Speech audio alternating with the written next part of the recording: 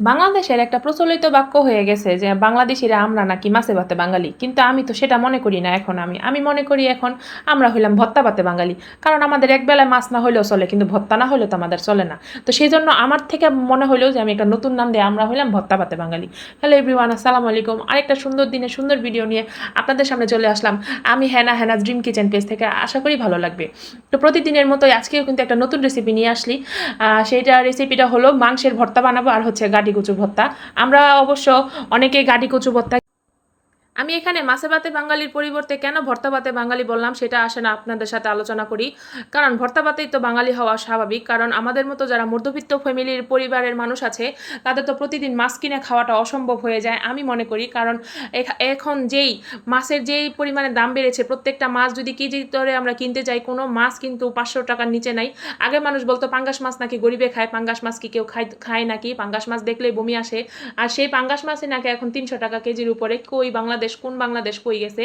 আমাদের বাংলাদেশটা কিন্তু সোনার বাংলাদেশ ছিল, সেই সোনার বাংলাদেশ এখন পিতলের নাই আমার মনে হয়। কিন্তু যেই নতুন সরকার আসছে তার কাছে আমি একটাই আশা করি, একটা আবেদন করি, আল্লাহ তাআলার পরে আপনার উসিলা যাতে বাংলাদেশটা অনেক সুন্দর হয়, বাংলাদেশের মানুষ যাতে সোনার বাংলাদেশ আবার ফিরে পায়। তো যজ্ঞ আবার কথাবার্তা বন্ধ করে কিন্তু আবার এখন ভর্তা রেসিপিতে চলে আসলাম।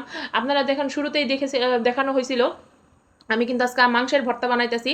তো মাংসের ভর্তা বানানোর জন্য আগেই আমি মাংসটা ভাইজা নিছি, তারপরে এখন পেঁয়াজ আর মরিচ দিয়ে ভালোভাবে ডইলা নিতেছি।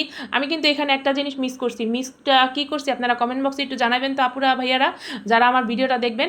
সেটা কি মিস করছি একটু পরে আমি বলতাছি। আমি আরেক পদের ভর্তা যখন বানাবো তখনই আপনারা দেখতে পারবেন। তো এখন কিন্তু দেখেন একটু সরিষার তেল উপরে থেকে ঝাঁকানাকা করে দিয়ে দিতেছি। এখন একটু সুন্দরভাবে ডইলা নিতে হইব। আমরা জানি ভর্তা যত হাতে মাখা ভর্তা যত আমরা সুন্দরভাবে পেঁয়াজ চারে ডইলা লবণ দিয়ে ভর্তা বানাবো, সেটাই কিন্তু আমাকে আরও বেশি খাইতে মজা লাগবো। তো এখন সুন্দরভাবে এই ভর্তাটা বানাইয়া এই তো চলে আসলাম গাড়ি কুচু ভর্তা। এখন অনেক পাবলিক এসেও করবেন এটা আবার কোন ধরনের ভর্তা, গাড়ি কুচু মানছি খাইনি। আসলে ভাই আল্লাহ তালা যেটা হালাল করছে ওইটাই আমি খাই, খাওয়া নিয়ে আমার কোনো বাস নাই। এখন দেখেন বাগান থেকে চলে গেলাম সুন্দর করে ধনিয়া পাতা আনতে। আর হ্যাঁ, যেটা বলছিলাম না এর আগের ভর্তায় কি মিস করছিলাম, এই ধনিয়া পাতাটাই কিন্তু মিস করছিলাম। ভর্তা জগতে যদি ধনিয়া পাতা না দেয় তাহলে পুরো ভর্তাই কিন্তু মারি মারি। তো দেখেন আরেকটা জিনিসের লোক আপনাকে পরিচয় করাই দিই। এটা হলো আমার মুরগিটারে কিন্তু আমি ডিম দেওয়া হয়েছি। ডিমের বাচ্চা ফুটলে কিন্তু আপনাকে সত্যি আমি শেয়ার করুন। তো এখানে কুচি কুচি করে আমি ধনিয়া পাতাগুলি কাইটা নিতেছি। ধনিয়া পাতা কাইটা নিয়ে কিন্তু এখন ঝাঁকানাকা করে গাড়ি কুচু ভর্তাটা আমি বানাইলাম।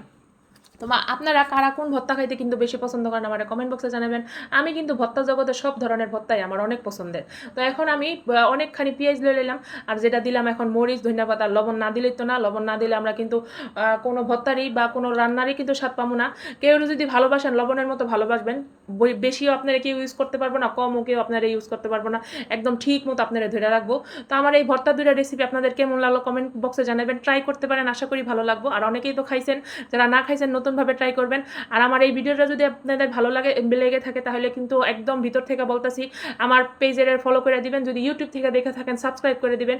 সবাই আমার জন্য দোয়া করবেন। আল্লাহ হাফেজ। আজকের মধ্যে এখান থেকে বিদায় নিচ্ছি।